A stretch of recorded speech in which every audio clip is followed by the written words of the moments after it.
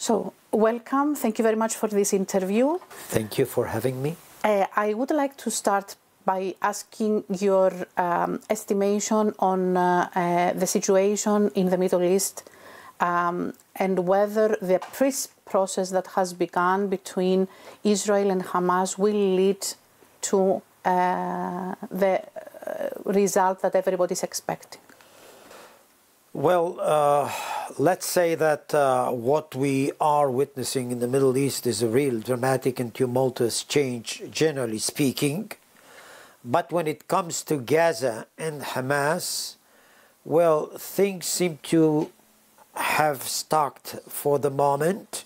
What Israel is trying to do is to force Hamas to come up with some better conditions as to the number of hostages be released.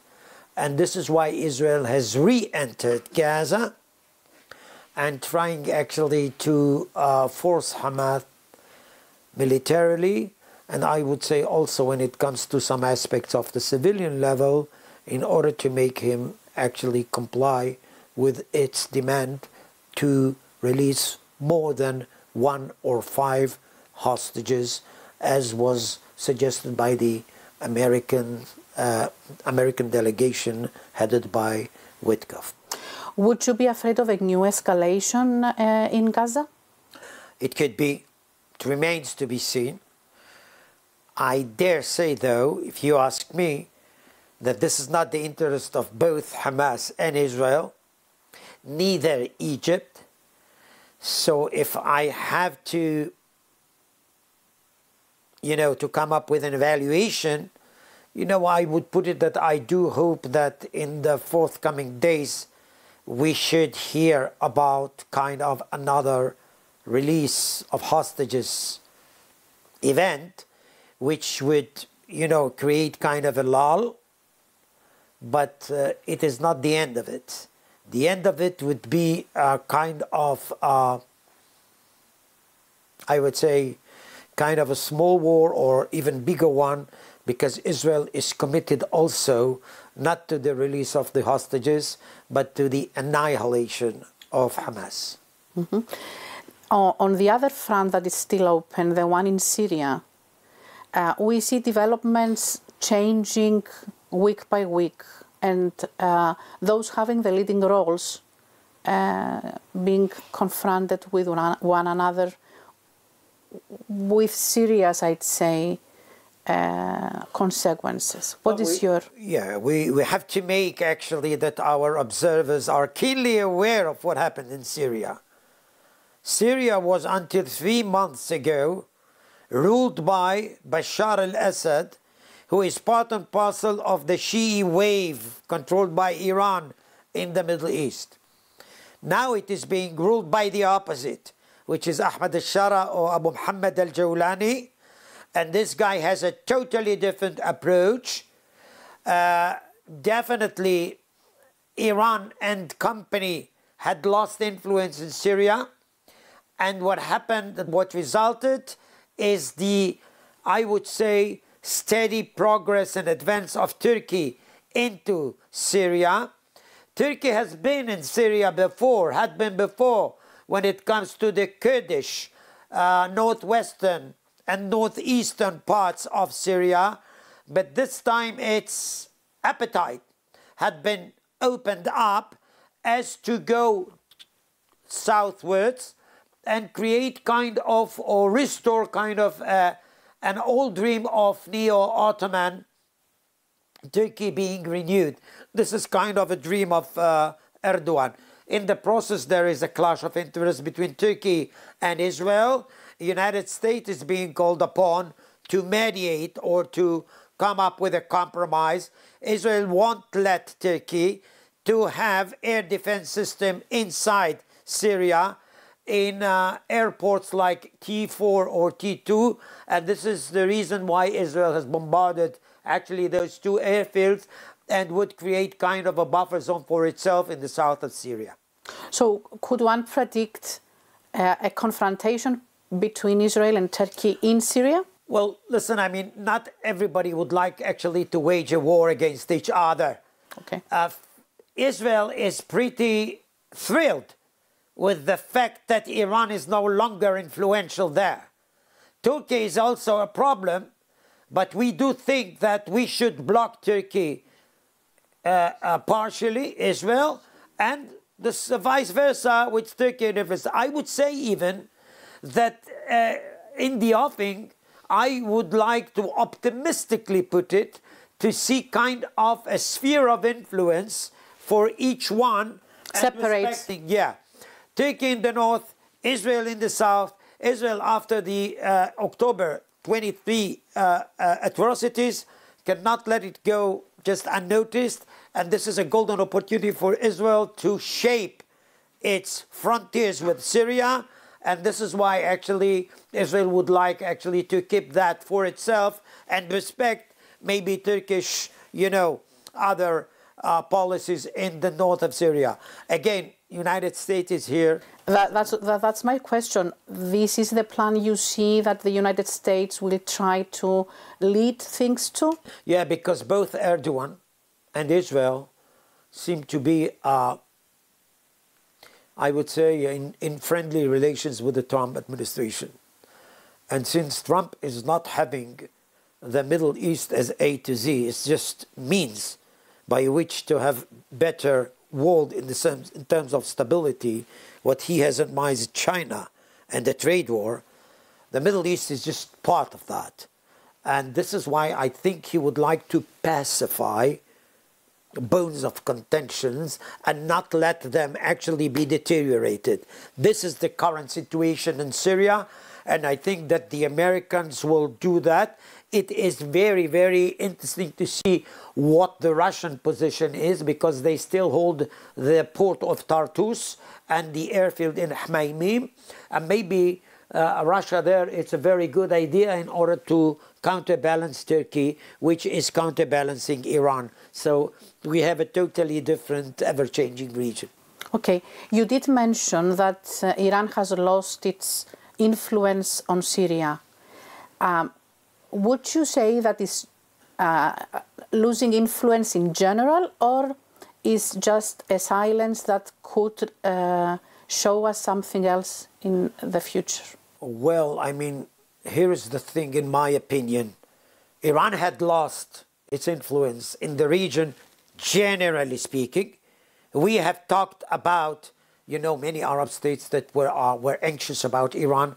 They talked about the Al-Hilal al-Shi'i, which is the Shiite crescent.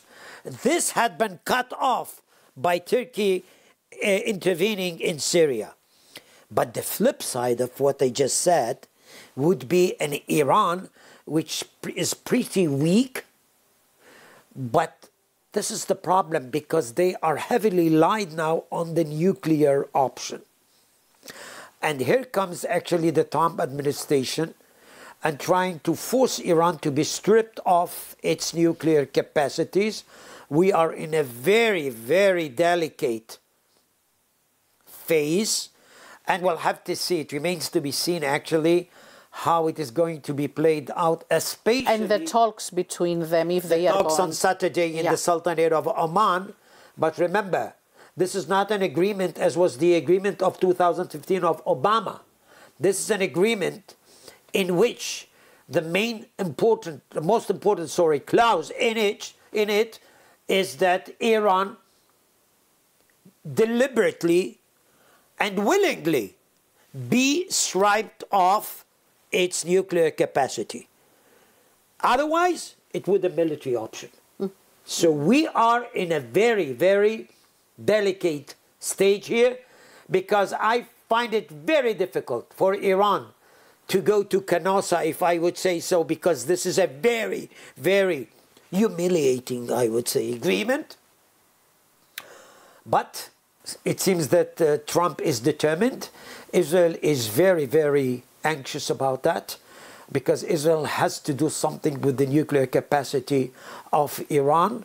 we do hope that it would be a co-production of America and Israel, but if not, I guess Israel would be left with no option, and we hope that the Americans are going actually just even silently support us in that, because Israel cannot live with that kind of a threat from a state which says loud and clear, Israel must be annihilated.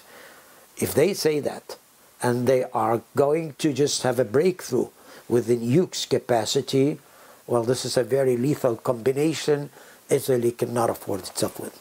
Okay.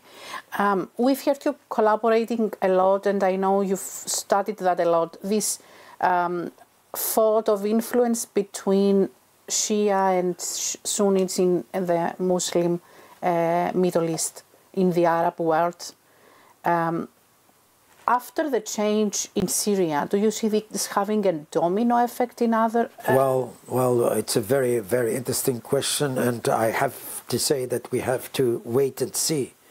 But definitely, Syria was an Archimedean point when it comes to the Middle Eastern panorama.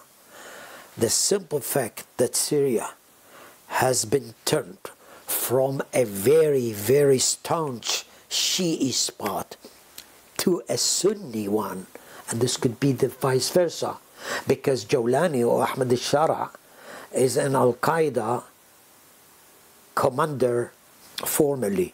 We have to wait and see whether he gets back to that or he is different. Anyway, this is going to be very, very important what we just said here, because the whole kaleidoscope of the Middle East is being changed in front of our eyes. Why states, especially tiny states like Israel and I dare say Cyprus, have to carefully learn the newly created circumstances and adjust themselves in accordance. Okay, this leads me to my last question concerning Cyprus, which also has to do with the role of Europe, which we do not see in this puzzle you just created before us. The States are there, the United States are there, Russia is there. Where is the European Union? Whether you see it having a role, and maybe through Cyprus. Well, you know, I think that the European Union should have a role. With the strengthening of Lebanon, the new government in Lebanon, make sure that Turkey is not going into the Mediterranean, which is kind of a very, very great whim of Erdogan.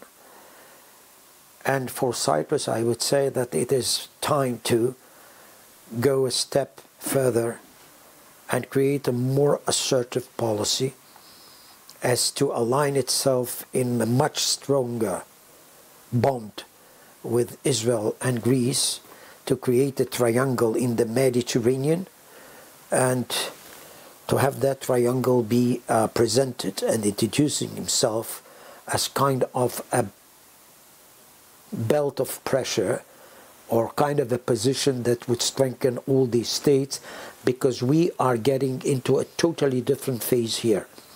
On the basic thing here is that we have this whole thing when it comes to Trump administration, but in the Mediterranean we have to have this bunch of forces being united together, and I dare say that this triangle should become a very, very important and imperative bond in the whole way from east to west, which is kind of a big I would say initiative supported by Biden and Trump. It is called IMEC, India, Middle East, Europe and C4 corridor. You and us, Cyprus and Israel, stand to be an ultimate links, very important links all the way, since this is a game changer, economically speaking, and in the sense of world transportation. I would say that all the more reason why at this stage we should come together, unite our forces and become an integral part of that bond, because it would actually serve us in two ways. First of all, to block Turkey, which would like to have a slice of it for itself. Second, it is kind of a saying that free nations wouldn't let actually states like Iran and Turkey disrupt the very sovereignty of states and societies in both the Mediterranean and the Middle East.